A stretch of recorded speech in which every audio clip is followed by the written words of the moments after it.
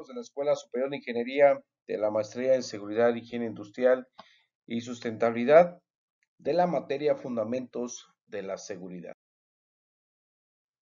En la sesión anterior terminamos la unidad 2 sobre el marco legal y normatividad del trabajo, donde se vio el Reglamento Federal de Seguridad y Salud en el Trabajo, el Reglamento General de Inspección del Trabajo y Aplicación de Sanciones, en donde observamos ahí en los foros, en el caso de la aplicación, y el 2.8, las normas oficiales mexicanas, expedidas por la Secretaría del Trabajo y Previsión Social, en un contexto general, en donde están divididas en 5 categorías: la norma de seguridad, la de salud laboral, organización específicas y las de producto. En esta sesión veremos dos unidades, la unidad 3 y la unidad 4. La unidad 3 corresponde a la seguridad en edificios locales, instalaciones y áreas, que es la encargada, pues esta normatividad, pues la NOM 01 STPS 2008. Ahí vemos sobre la importancia que hay de las inspecciones oculares, que son inspecciones preventivas de riesgo, ¿no? Como vimos en la parte legal, los riesgos de trabajo son los accidentes y enfermedades de trabajo. En la unidad 4, pues vemos lo que es la protección contra incendios, todo lo que abarca la NOM 02 STPS 2010. Sobre los conceptos, vamos a ver cuáles son los conceptos básicos sobre qué es un material combustible, una sustancia explosiva, un gas inflamable, líquido combustible, y también sobre la industria de la introducción, perdón, a la química de fuego y los tipos de clases o los tipos de fuego que existen, el A, B, C y D, K, y los equipos contra incendios que se dividen en portátiles, móviles y fijos. Pues en este objetivo, pues estamos dando el seguimiento legal y más en la parte de la normatividad de estas dos normas, la NOM 01 y la NOM 02. La importancia de las inspecciones oculares o las inspecciones preventivas abarca más en el tema de la NOM 01 STPS 2008, que se titula Edificios locales y áreas, instalaciones y áreas en el centro de trabajo para las condiciones de seguridad.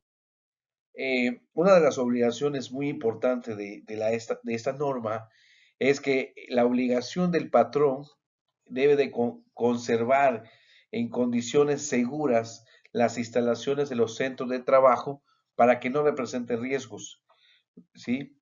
Las condiciones inseguras más una condición segura, perdón, un acto inseguro, pues va a provocar un accidente.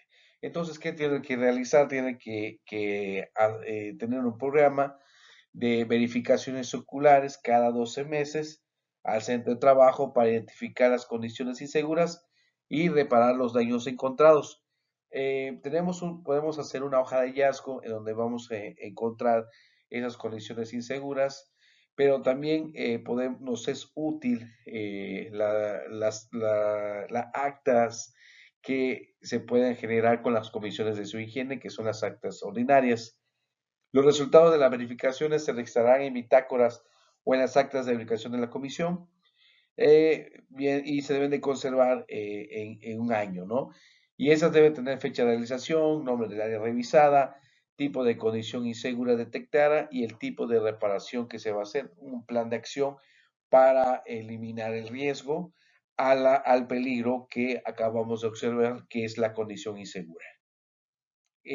Sobre efectuar verificaciones también posterior a la ocurrencia de un evento que pudiera generar un daño en el centro de trabajo, por ejemplo, un sismo, un terremoto, una explosión cercana a nuestro centro de trabajo, un derrumbe, un deslizamiento que pone en peligro la estructura del edificio. Tenemos que hacer una verificación ocular.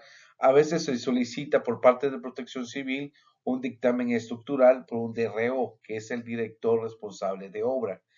Se tienen que tomar y registrar los resultados en bitácoras o medios magnéticos, y esos registros deben de contener la fecha de verificación, el tipo de evento, los resultados de las verificaciones, las acciones correctivas realizadas y se debe conservar por un año. También se puede utilizar el acta de la Comisión de Seguridad y Higiene, pero esta acta es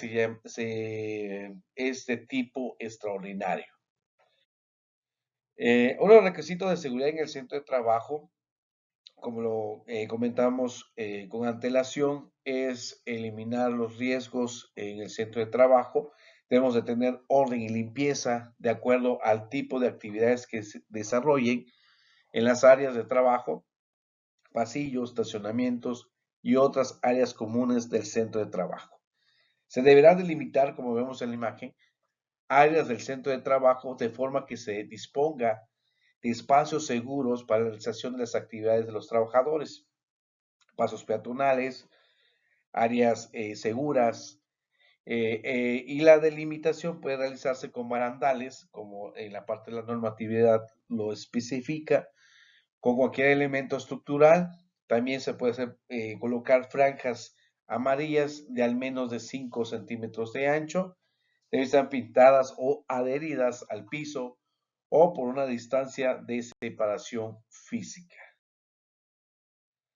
Algunos requisitos, bueno, yo tomé dos partes mm, más, más débil o más que podemos nosotros observar, que son los techos. Los edificios y elementos pueden soportar las cargas o móviles de acuerdo a la naturaleza, actividades que ellos se desarrollen, considerándose los eventos naturales, así como los incidentes que puedan afectarlos, ¿no? En los techos deben ser materiales que protejan de las condiciones ambientales externas, utilizarse para soportar cargas fijas o móviles, solo si fueron diseñados o reconstruidos para estos fines, permitir la salida de líquidos y soportar las condiciones normales de operación. En los pisos, las condiciones de seguridad dice que debe de mantenerse en condiciones que no generen riesgo de trabajo, eliminar cualquier obstáculo, eliminar agua, eliminar un charco de aceite, el que pueda provocar un riesgo al trabajador. Evitar el encharcamiento de líquidos que no generen riesgo de caídas o resbalones. Deben ser llanos en las zonas de tránsito a las personas. Debe de contar con protecciones con cercas provisionales, contar con señalización de acuerdo a la NOM 026 2008. Eh, bueno, entonces en la parte de la NOM 01, pues va enfocado toda a la parte estructural. Nos vimos el tema de los techos, de los pisos, también está de las escaleras, el tipo de huella, de peralte, la altura, todo eso lo aplica la normatividad. Pero aquí es importante, dentro de la NOM 01, pues colocar un programa de inspección visual. En la NOM 02, pues vamos a ver unos temas de interés sobre el concepto básico de material combustible, el tipo de fuego y cómo podemos extinguir el fuego, ¿no? ¿Qué son los combustibles? Los materiales combustibles son todos los materiales que son sólidos, son líquidos o gaseosos que pueden liberar energía por medio de la combustión, por medio del fuego, y liberan energía luminosa y energía calorífica. Estamos hablando sobre esa combustión y esa energía luminosa y energía calorífica que es el fuego, ¿sí?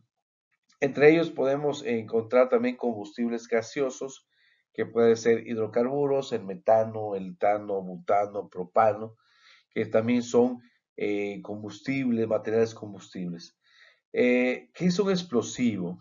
Un explosivo es aquella sustancia que por alguna causa externa, que puede ser roce, calor, percusión, etcétera, se transforma en gases, liberando calor, presión o radiación en un tiempo muy breve.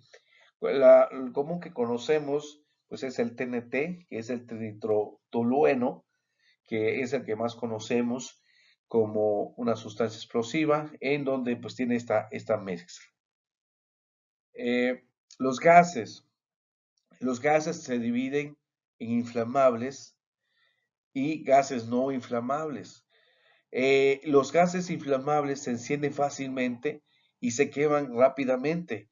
En el caso del cloruro de metilo, ¿sí? El gas licuado, que es el gas LP, el gas licuado de petróleo, el acetileno e hidrógeno, son gases que fácilmente se pueden quemar.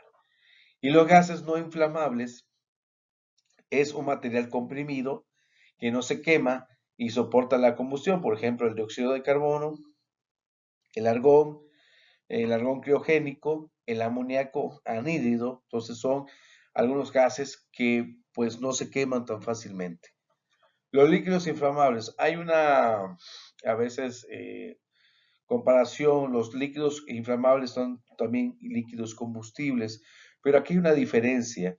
La diferencia es que en el líquido inflamable el líquido tiene un punto de inflamación inferior de a 38 grados centígrados. En cambio, un líquido combustible es un líquido con un punto de inflamación igual o superior a 38 grados centígrados. Bueno, un material inflamable se caracteriza por capacidad de emitir vapores a la atmósfera a temperaturas relativamente bajas, que al ser mezclado con el aire provee un ambiente propicio bien para un incendio o bien para una explosión si existe una fuente de calor o de ignición. Por ejemplo, la gasolina que emite pues estos gases, lo que es la parte del cloro, el tema también del tolueno, el thinner, y la acetona, que son algunos materiales inflamables que por el tema de interacción con la atmósfera, esta genera vapores, que son vapores inflamables, que son vapores tóxicos y que cuando encuentra una fuente de calor e ignición, pues esta puede generar hasta una explosión. La introducción a la química de fuego. La parte del fuego, siempre tenemos la confusión de decir, vamos a reportar este incendio. Un incendio es un fuego no controlado. Cuando vemos que el fuego está iniciando, se llama conato de incendio, conato de fuego o fuego incipiente, o sea que está iniciando. ¿Sí? Pero la parte de la química del fuego es la combustión de un proceso químico físico que se manifiesta cuando un cuerpo se une al oxígeno y desprende calor, ¿sí? Entonces, para que exista el fuego, se requiere de tres elementos: el calor, el combustible, ¿sí? O el combustible y la temperatura, ¿no? Calor, combustible, ¿sí? Lo que es la parte de la temperatura. Y en este caso tenemos la otra que es la cuarta, la reacción en cadena. Entonces, sabiendo los tres elementos que se requiere, podemos tener los equipos para mitigar el riesgo de incendio. Por ejemplo, en el caso de la parte de la temperatura, pues manejamos el tema de la sofocación, ¿no? La temperatura es la parte de enfriamiento. Ya podemos utilizar hidrantes, ¿sí? Y la parte de la sofocación ya utilizamos lo que son los hidrantes, y la parte de la segregación, pues eliminar pues el material, ¿sí? Entonces, estos elementos, al conocerlo, pues nosotros vamos a implementar los métodos de extinción y también los equipos que nos va a ayudar a extinguir el tipo de fuego, ¿sí? Entonces, es muy importante que conozcamos estos elementos, ¿sí? Lo que es temperatura, combustible, ¿sí? Y el otro es el material, ¿no? Entonces, como vimos anteriormente, el tetraedro del fuego, pues entra lo que es el elemento que me hacía falta el oxígeno.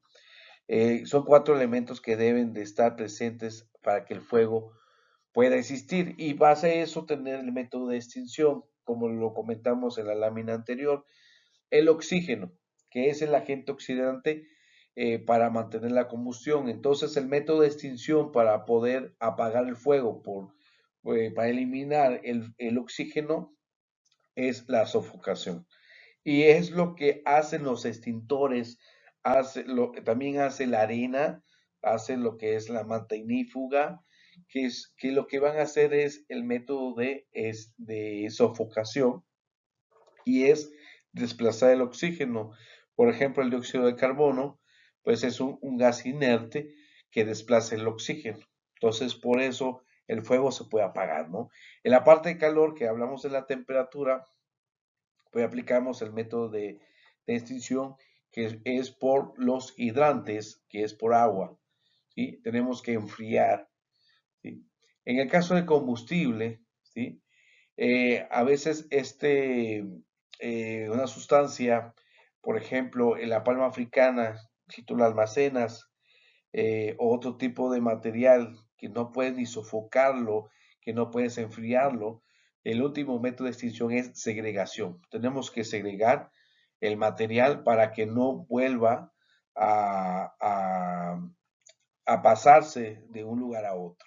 Y el último que es la reacción química, que es entre los otros 3 elementos, lo importante que hace la reacción de estos 3 elementos anteriores.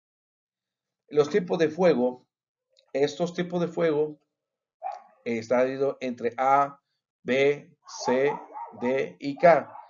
La clase de fuego A, eso lo podemos ver en los extintores, en nuestros extintores. ¿Qué tipo de es? Por ejemplo, el polvo químico seco tienes A, B y C.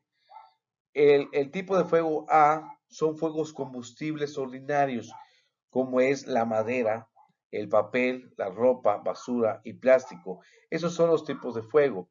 Los tipos de fuego tipo B son fuegos de líquidos inflamables, como ya lo vimos en la definición anterior, como la gasolina, el petróleo, aceite, grasa y pintura.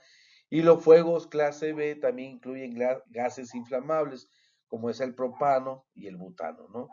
Los fuegos clase B no incluyen fuegos que involucran grasas ni aceites de cocina. Ese es otro tipo de fuego que lo vamos a ver a continuación. En los tipos clase C son aquellos fuegos que involucran el equipo eléctrico energizado, como son los motores eléctricos, transformadores y aparatos domésticos. Al eliminar la corriente eléctrica, el fuego tipo C se convierte en uno de los otros tipos de fuego.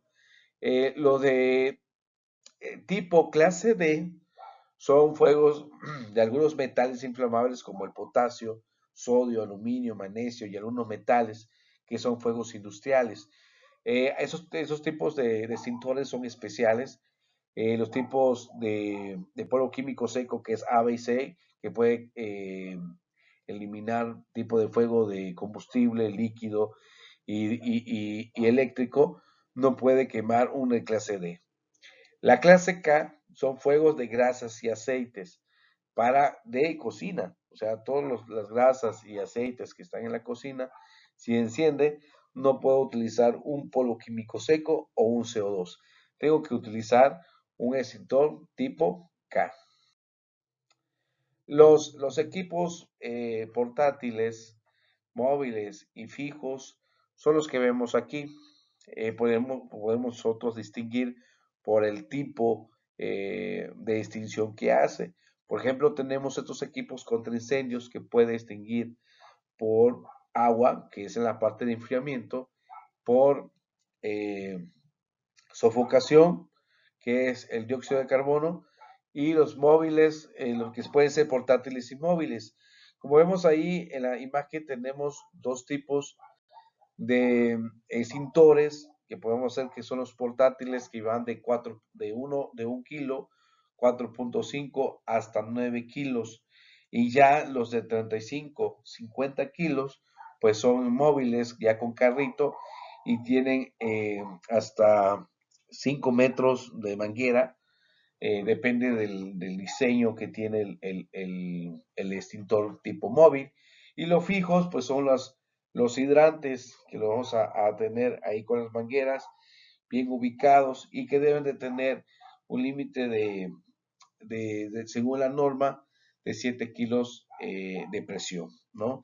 Entonces, si vemos en la imagen de portátiles, vamos ver, podemos ver, perdón, que es un CO2 por el tipo de capucha, porque no tiene un manómetro. Entonces, tenemos que distinguir cuáles son los equipos que debemos de instalar en nuestro centro de trabajo.